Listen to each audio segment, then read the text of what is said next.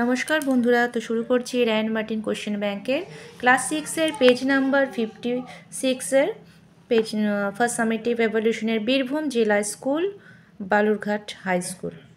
ওকে, তাহলে শুরু করে দিলাম পড়ানোটা। আবার বলছে a few month after the evening news came that a neighbouring king has declared war. কয়েক মাস পরে খবর এলো যে একজন প্রতিবেশী রাজা যুদ্ধ ঘোষণা করছে। Bholenath and his king gathered at the royal court. Bholenath এবং তার রাজা রাজসভাতে জড়ো হলেন। দ্য কিং টোল্ড ভোলেনাথ, রাজা ভোলেনাথকে বললেন যে you are the commander in chief of my army, I entrust you with the duty of protecting my state. তুমি হলে আমার সৈন্যবাহিনীর প্রধান সেনাপতি, আমার দেশকে সুরক্ষিত রাখার দায়িত্ব আমি বিশ্বাসের সঙ্গে তোমাকে দিলাম। Bholenath came back home in utter despair. Bholenath খুব চিন্তার সঙ্গে বাড়িতে হতাশা হয়ে বাড়ি ফিরলেন। I don't even how to ride a horse, he told his wife helplessly. সে কিভাবে ঘোড়ায় চড়তে সে তাও জানে, অসহায়ভাবে সে তার স্ত্রীকে বলল। How will I defend our borders against 8,000 enemy soldiers? শত্রুপক্ষের 8,000 সৈন্যের বিরুদ্ধে কিভাবে আমি দেশের সীমারেখাকে সুরক্ষিত রাখব? Don't worry, his wife said. তো চিন্তা করো না, তার স্ত্রী বলল। I will tie you to the horse. আমি তোমাকে ঘোড়ার সঙ্গে বেঁধে দেব। In the morning, the king sent Bholenath a magnificent stallion. সকালবেলায় ভোলেনাথের কাছে রাজা একটি চমৎকার ঘোড়া পাঠালেন। Bholenath got up glumly on the horse and his wife securely tied him to it with a rope. বিমর্ষভাবে Bholenath ঘোড়ার পিঠে চড়ে বসলো এবং তার স্ত্রী তাকে দড়ি দিয়ে ঘোড়ার সঙ্গে শক্ত করে বেঁধে দিল। The horse did not like the feel of the tight ropes. ঘোড়াটি এত শক্ত করে বাঁধাটা তার পছন্দ হলো না। It rear suddenly and galloped off wildly. ঘোড়াটি হঠাৎ পিছনের পায়ে ভর দিয়ে লাফিয়ে উঠল।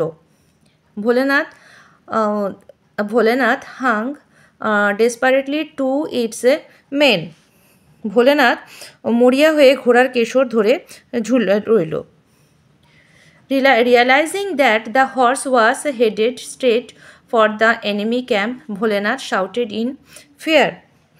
ঘোড়াটি যে সোজা শত্রু শিবিরের দিকে ছুটে চলছে তা সে ভোলেনাথ ভয়ে উপলব্ধি করে চিৎকার করতে লাগলো। The horse could not be stopped, কিন্তু ঘোড়াটি থামল না। তো আমাদের সিনের পোর্শনটি পড়া হয়ে গেল।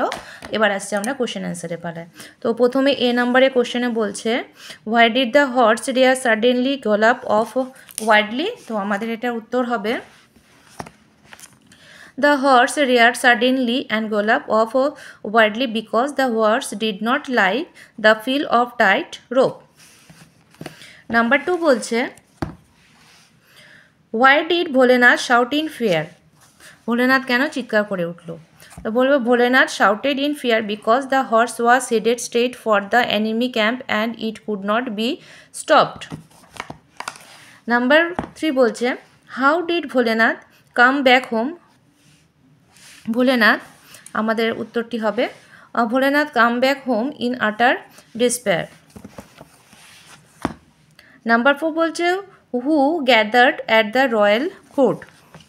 আমাদের উত্তর হবে the Bholenath and his king gathered at the royal court.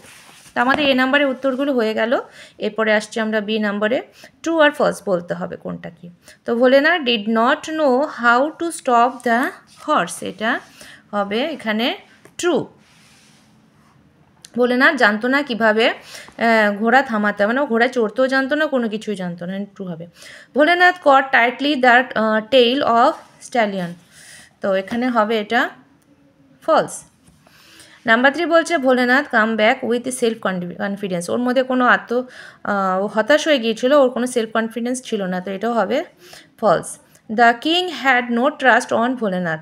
না, রাজার ভোলেনাথের উপরে ভরসা ছিল, সেই জন্য তো তাকে পাঠিয়েছিল না, তাহলে এটাও হবে ফলস।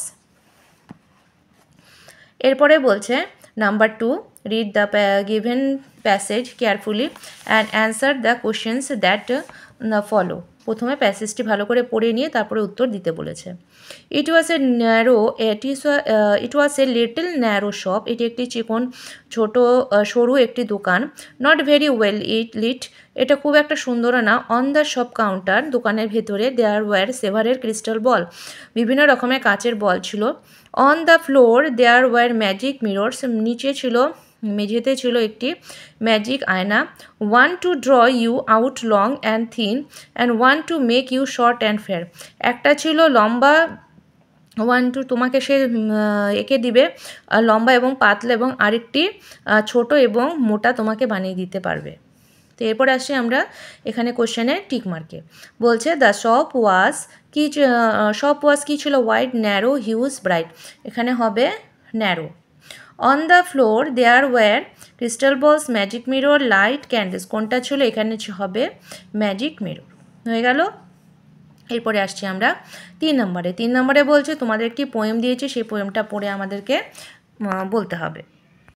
কবিতাটি বলছে as pretty as you please, তোমাকে তৃপ্তি দেওয়ার হেতু, বাট কিন্তু দ্য বো মানে রামধনু, দ্যাট ব্রিজেস হেভেন আকাশে সেতু বাঁধে, অ্যান্ড ওভারটপ দ্য ট্রিজ এবং গাছেদের টোপকে অনেক উঁচুতে, and builds road from earth to sky এবং আকাশ পৃথিবী থেকে আকাশে একটি রাস্তা বানায়, is prettier far than this, এটি সবচেয়ে সুন্দর থেকে সুন্দরতর, সব থেকে বেশি সুন্দর। তো হয়ে গেল। তো এখন কোশ্চেন বলছে তোমাদেরকে answer the following question. Who wrote the poem? তো এই কবিতাটি কে লিখেছে? এটি লিখেছে ক্রিস্টিনা জর্জিনা রসেটি। তো এরপরে নেক্সট কোশ্চেন বলছে what is the প্রিটিয়ার object mentioned in this poem? এখানে সব থেকে সুন্দর অবজেক্টটি কী ছিল? তো এর উত্তর হবে according to the poet the prettiest object is rainbow. হলো। এরপরেরটিতে আসছি। এরপর আমরা নেক্সট বলছে fill in the blank with suitable word from the poem. Poem থেকে নিয়ে আমাদেরকে এখানে ভরতে হবে। The poet mention that the road from এই যে এখান থেকে হবে আর্থ টু স্কাই, এখানে হবে আর্থ to sky is প্রিটিয়ার than the bigger Bridges on the river, এই যে হবে আর্থ টু স্কাই। নেক্সট এরপরে আসছি আমরা গ্রামার অ্যান্ড ভোকাবুলারিতে। বলছে ডু অ্যাজ ডাইরেক্ট। শ্রেয়া বলছে, শ্রেয়া ব্র্যাকেটে আছে গো টু স্কুল এভরিডে, এখানে feel in the blank, feel in the gap with the correct form of the verb in the given bracket. ব্র্যাকেটের মধ্যে যে ভার্ব আছে ঠিক মতন লিখতে বলছে। কি লিখবো এখানে? শ্রেয়া, এখানে হবে গোজ, গো হয়ে যাবে গো, যেহেতু প্রেজেন্ট টেন্সে আছে। নাম্বার 2 বলছে the shop is closed, present continuous টেন্সে লিখতে বলছে, তাই এখানে সেক্ষেত্রে ভার্বের জায়গায় আমরা লিখব the shop is closing. Number 5 বলছে fill in the blanks with appropriate collective nouns given in the help box. এ এখানে হবে বাঞ্চ, ক্লাস, টিম, তিনটে বক্স অপশান দেওয়া হয়েছে, তো এখানে হবে হচ্ছে নাম্বার 5-এ হবে টিম। নাম্বার 2 হবে the dash is very noisy, তো এখানে হবে class, class is very noisy, এই যে এখানে লেখা আছে ক্লাস। নাম্বার 3-তে বলছে I bought a dash grapes from the market, এখানে হবে বাঞ্চ। এরপরে নাম্বার 6-এ বলছে write the plural form of the following noun. Ox হয়ে যাবে অক্সেন, আর শিপ হবে শিপ। তারপরে আমাদেরকে বলেছে রাইটিং স্কিল বলছে কি বলছে, write a short story using the following hints and the title. বলছে a man and had a goose, একটি লোকের রাজহাঁস ছিল। It laid golden eggs daily, প্রতিদিন ডিম দিত। The man wanted to have all the eggs at the time, সম্পূর্ণ ডিম নিতে চেয়েছিল। তো killed the goose and found no egg, সে হাঁসটাকে মেরে ফেললো এবং দেখলো কোনো ডিম নেই। তাও এই স্টোরিটা আমরা কীভাবে লিখবো? তাহলে আমাদের গল্পটি লিখবো ঠিক এইভাবে, a farmer and his Goose. এটা বড়রা ছোটরা সবাই লিখতে পারবে, ঠিক সেভাবেই লেখা হয়েছে। পারলে তোমরা ছোটো করে নিতে পারো। বলছে এখানে, a poor farmer lived in a village with his wife, একজন কৃষক তার ওয়াইফের সঙ্গে, স্ত্রীর সঙ্গে একটি গ্রামে থাকতো। He could not make both ends meet by selling vegetables grown in his field. সে সব রকমভাবে শাক সবজি বিক্রি করতো। He could not make both ends meet by selling vegetables, বলছে গ্রোন ইন হিজ, সে সব রকমের সবজি ফলালো, সে বিক্রি করতে পারতো না। ওয়ান্স হি বট এ গুস, একদিন রাজহাঁস কিনলো। The goose laid golden eggs daily, সেই হাঁসটি প্রতিদিনই ডিম দিত, সোনার ডিম দিত। Both the farmer and his wifes become very happy and by selling those golden eggs, তারা সেই ডিমগুলো পেয়ে খুব খুশি হলো এবং সেই ডিমগুলো তারা বিক্রি করতে লাগলো। দে বিকাম রিচ, তারা বড়লোক হয়ে গেল। His wife had a keen desire to become richer in no time, সে এত তার লোভ হলো তার ওয়াইফের, সে তার মধ্যে আর ধৈর্য থাকলো না বড়লোক হওয়ার।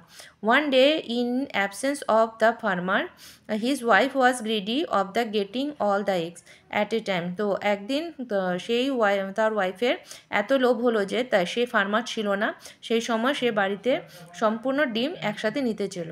At once she to look a sharp knife, সে একটি ধারালো চাকু নিল। And cut open its belly, but to her utter surprise she found one, she lost the goose for ever.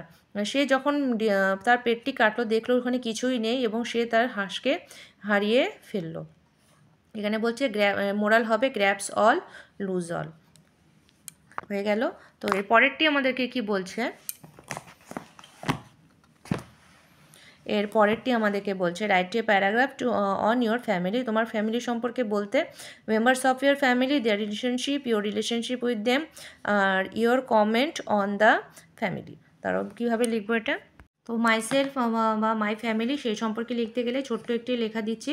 Our family is a small and but happy family, আমাদের পরিবার ছোট এবং সুখী পরিবার। দেয়ার আর 4 মেম্বার্স ইন আওয়ার ফ্যামিলি, আমাদের পরিবারে 4 জন লোক আছে। My father is an employee of A private company, আমার বাবা একটি প্রাইভেট কোম্পানিতে চাকরি করেন। এবং my mother is a home maker, আমার মা বাড়িতেই থাকেন।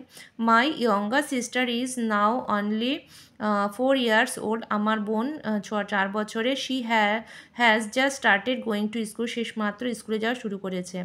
I am now 11 years old, আমি 11 বছরের। আই রিড ইন ক্লাস 6, আমি 6-এ পড়ি। এখানে তোমরা তোমাদের স্কুলের নাম লিখে দিতে পারো। I love my parents and sister, আমি আমার বাবা মাকে এবং বোনকে ভালোবাসি। They also love me very much, তারাও আমাকে খুব ভালোবাসে। তো হয়ে গেল। তোমাদের যদি খুব ভালো লেগে থাকে তাহলে অবশ্যই একটি লাইক, কমেন্ট এবং শেয়ার করতে ভুলো না।